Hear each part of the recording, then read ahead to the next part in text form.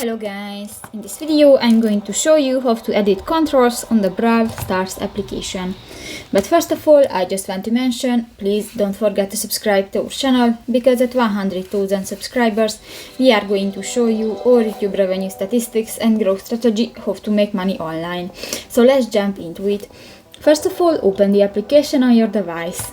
So that's the home screen, and you can find different buttons. You just click to the three line at the upper right corner of the home screen, and here click to the first icon, the settings, and here you can find the edit controls option under the start drop changes at the middle of the right side of the screen.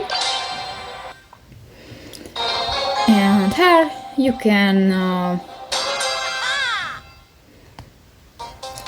edit your controls.